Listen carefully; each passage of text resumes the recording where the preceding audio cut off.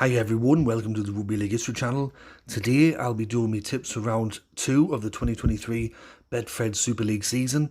I didn't get to do my tipping video last week because I did the World Club Challenge preview with Wobble and Jaw Sports, and then the following day I did the View from the North podcast with Just Rugby League. But I am back for my first tipping video of the year, so let's start off with the first match, which is kicking off on Thursday night. And the first match to kick off round 2 is Salford against Hull Kingston Rovers. This one's being played at Salford Stadium, 8 o'clock on Thursday night, although I've known this stadium as AJ Bell Stadium. With Salford, they had a good win over Leigh last week. I watched the game. I thought that they played quite well, although they did have a couple of moments, but they got the job done in the end. And as for Hull Kingston Rovers, they had an upset victory over Wigan. With this match, Hull Kingston Rovers go into it with 4 players being ruled out. I know that Lachlan Coote's been ruled out, Ryan Hall's been ruled out, and Kennedy's been ruled out. So there'll be some personnel changes there. With this match, I'm going to go for Salford to win, 1-12. I think that's I liked what I saw from them last week. And I just think with some of them injuries for Hull Kingston Rovers, it might be too much of an ask, especially with Lachlan Coote out. That's a massive blow for them. So I'll go for Salford to win 1-12. I think it'll be a good match to kick off round 2 on the Thursday. The second match in round 2 sees Huddersfield against Warrington. This one's being played at the John Smith Stadium, Friday, 7:45 kickoff. For Huddersfield, they didn't play last week because of the World Club Challenge. Their match against St Helens were postponed. And Warrington had a very good win over Leeds, a big win in round 1 to kick off the year. Warrington were quite good, Leeds were quite poor. So going into round 2, Warrington's going to want to make it 2 on the bounce to start the year. With Huddersfield, a lot of people are predicting big things from them in 2023. A lot of people have them inside the top 4 or pushing for higher honours. So they'll be looking to start the year off on a good note at home. They only lost the one match at home last year, and that were against Salford in the playoffs. With the Warrington game in round 1, I thought that they were quite good, but can they back it up in round 2? That's the question. For this game, even though Warrington had a really good win last week, I'm going to go for the home side for this. I'm going to go for Huddersfield to win. I think this could be one of the games in the round, and I'll go for Huddersfield to win 1-12 there on the Friday. The third match sees Wigan against Wakefield Trinity. This one's being played at the DW Stadium, 8 o'clock kickoff on the Friday. With Wigan, they had an upset loss against Hull Kingston Rovers last week. A lot of people wouldn't have expected that result in round 1. And with Wakefield Trinity, they lost at home to Catalan Dragons in a high-scoring affair. So for Wigan, they'll be looking to bounce back in front of their home crowd at the DW Stadium. And as for Wakefield, well, a lot of people are predicting them to either get relegated or finish in the bottom 4 this year. For both sides, there isn't too many injury concerns. However, for Wakefield Trinity, they could welcome back Liam Hood into this game as well as Jordy Crowther. For this match, I'm going to go for Wigan to win 13+. I think that they'll bounce back in a big way. And some of their players, especially the key ones, will have a big game and make a statement. And the final game on the Friday is between Leeds and Hull FC. This one's being played at 8 o'clock at night, and it's being played at Headingley Stadium. In round 1, as I just mentioned earlier, Leeds were thrashed by Warrington in the opening game of the Super League for this year. With Hull FC, they raced out to a good lead against Castleford, but were nearly clawed back towards the end and bottled that game. For the injury concerns, Leeds have a couple.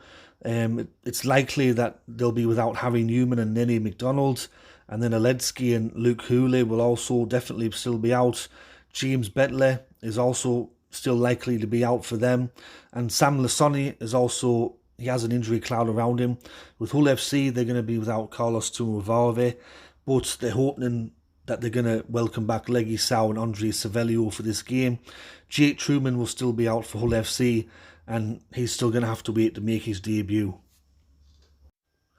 This match is going to be a really interesting one because can Leeds bounce back after being belted by Warrington in round 1, or can Hull FC start the Tony Smith era with another victory?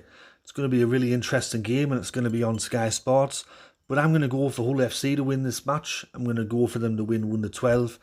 I just have a feeling about Hull FC for this game, and I think Leeds have got some players out, which is a bit of a concern for them, so I'll go Hull FC. The only game on the Saturday sees Catalan Dragons against Lee. This one's being played at the Stade Gilbert Brutus. 6 o'clock kick-off in France and 5 o'clock in the afternoon for us in England. Catalan won in round 1 against Wakey. That one was a very high-scoring game. And with Lee, I watched their game against Salford. There was a lot of pomp and bullshit before the game, lots of fireworks and cheerleader displays and all this type of stuff, but in the end it just turned out to be the same old Lee for me, even with the rebrand. But I will say that they didn't disgrace themselves in this game. However, against Salford they made some key errors at some key moments, and that really cost them. With Catalan Dragons as well, they're notoriously, especially over the last couple of years, really hard to beat at home. I think last year they only lost about 2 or 3 matches at home. The year before that they only lost 2 or 3 matches at home. And it's quite a fortress that they've got going there at the Stade Gilbert Brutus. So for this game, I'm going to go for Catalan Dragons to win 13+. I think that they're a very tough side to beat in France, and especially against Lee, they should get the job done. And the final game to close out round 2 is Castleford against the newly crowned World Club Champions for a third time, Snellens. This one's being played on Sunday, 1 o'clock in the afternoon at Weldon Road. With Castleford, they started very poorly against Hull FC, but then almost pulled off an amazing comeback in the second half. They scored a lot of tries to come home with a wet seal, but they just fell short in the end. And with their Snellens, no doubt there'll be a lot of sore heads and a lot of tired bodies after that Penrith game, and then flying all the way back to England, and then straight back into the Super League. It's going to be a bit of a tough ask even for a squad like Snellens have. They're going to be without Tommy Makinson, who he was ruled out with a HIA, and Joe Batchelor, he weren't there at the World Club Challenge, but he also won't be there for the Castleford game either. It's going to be interesting to see what type of a team that Saints field. They might field a couple of younger players or academy players, because obviously with the flight and the sore heads and the sore bodies and all that, Paul Wellens might decide to rest a couple of players for the opening game against Castleford. But I'm a member of the Back Your Boys Club, so I'll go for Saints to win this match 1-12. Funnily enough, I think last year when we played Castleford, we also fielded a weekend side. We put some academy players in there because I think we had the Challenge Cup semi-final. But I'll go for Saints to win. Even if they do put in a weekend side, I still think that they'll get the job done over Cass. So anyways, everyone, that's my tips for round 2 of the 2023 Betfred Super League season. I hope you enjoyed these tips. If you did, let me know in the comment section below, and let me know who you're tipping for round 2.